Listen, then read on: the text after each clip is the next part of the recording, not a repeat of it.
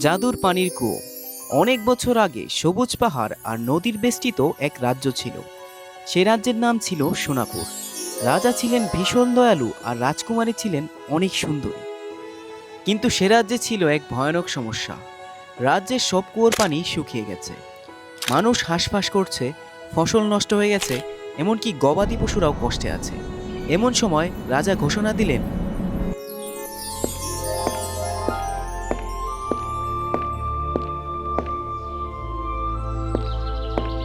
খবর কি মন্ত্রী, রাজ্যের প্রজারা এখন কেমন আছে? কোনো পানির ব্যবস্থা করতে পারলে? আহা, রাজ্য জুড়ে কি অনাথ সৃষ্টি!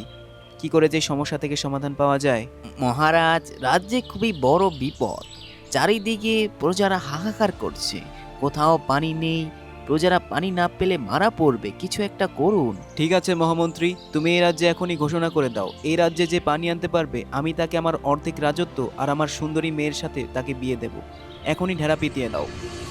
শোনো শোনো শোনো, এই রাজ্যের পানির খুব আকাল। তাই যে পানির সমস্যা সমাধান করতে পারবে সে অর্ধেক রাজত্ব ও রাজকন্যা পাবে। শোনো শোনো শোনো। ওই পানির সমস্যা কেমনে যে সমাধান করা যাইব, বড়ই চিন্তার ব্যাপার। খবর কি মা, মন খারাপ করে বসে আছো কেন? সবকিছু ঠিক আছে তো? তোমার মনটা খারাপ দেখলে আমার আর ভালো লাগে না। কিছু তো বলো। আর বলিস না বাবা, কি আর বলবো। রাজ্যে কোথাও পানি নেই, মানুষ পানির অভাবে ছটফট করছে। এমনকি রুমেও এক ফোঁটা পানি নেই, কি যে করি।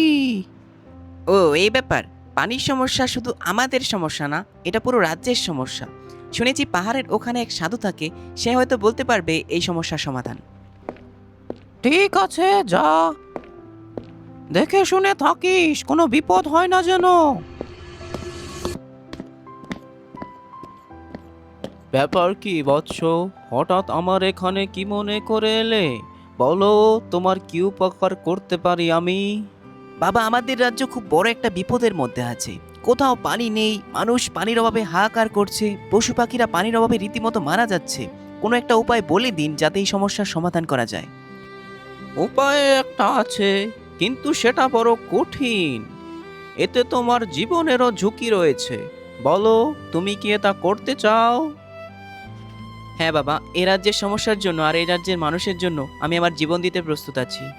ঠিক আছে, এখান থেকে প্রায় 3 দিনের পথ পাড়ি দিয়ে পাহাড়, জঙ্গল, মরুভূমি পেরিয়ে একটি গুহা দেখতে পাবে। সেই গুহার মধ্যে রয়েছে এক জাদুকুয়ো। সেই জাদুকুয়ো থেকে তোমায় জল আনতে হবে। তুমি কি পারবে এই অসাধ্য সাধন করতে? আর মনে রেখো, ওই গুহার মুখের সামনে এক রাক্ষস দেখতে পাবে। সে তোমাকে 3টি প্রশ্ন করবে। যদি উত্তর না দিতে পারো তাহলে সে তোমাকে মেরে ফেলবে।